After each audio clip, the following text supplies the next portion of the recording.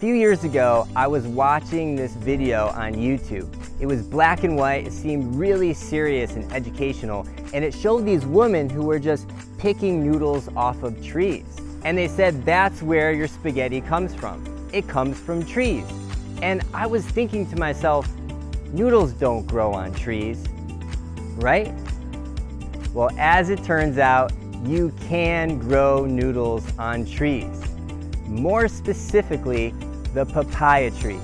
Today, I'm going to show you how to turn green papaya into delicious noodles for pad thais, spaghetti, Asian noodle soups, and many other recipes. A grain-free, gluten-free alternative to the noodles that you have in your kitchen. So check it out. All right, so here we are in the garden. This papaya looks perfect for making noodles. Nice and green. We're just going to twist this off here.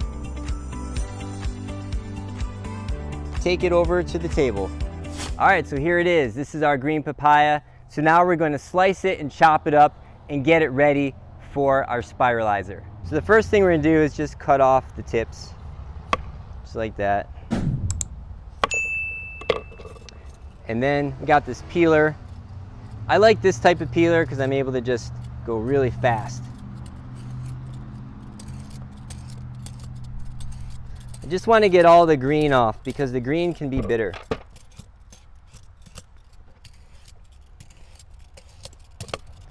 All these scraps are just going to go into my compost bin.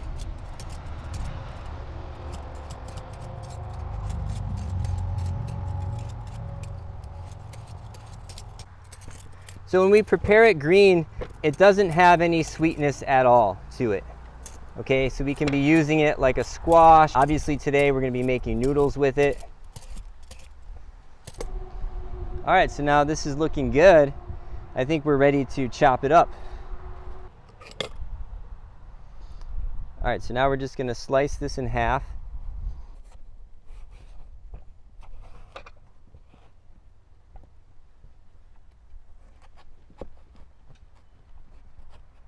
This time of year, there might be just a slight amount of orange because it's when the papaya starts to ripen. But the greener it is, the better because it's going to be more firm. This has a really good firmness to it, and that's the best for making noodles. If it gets soft and it's somewhere in between, that's really good for shredding and cooking with like eggs and meats and beans and other recipes. So now what we're going to do is we're just going to take the seeds out. I'm going to dehydrate these seeds, and then I'm going to grind it up in a spice mill, and we're going to have a homemade black pepper. Then we're just going to make it into zucchini-like pieces, okay? Because this is mainly for zucchini and cucumbers. And I'm going to cut it in half. Just like that. So what you'll notice about the papaya you get in the store is that not all papayas are shaped the same. Some are going to be longer, some are going to be thicker, some are going to have a little more of a curve to them. You got to work with what you got. I'm just going to stick it on. Just like that. Right in the middle.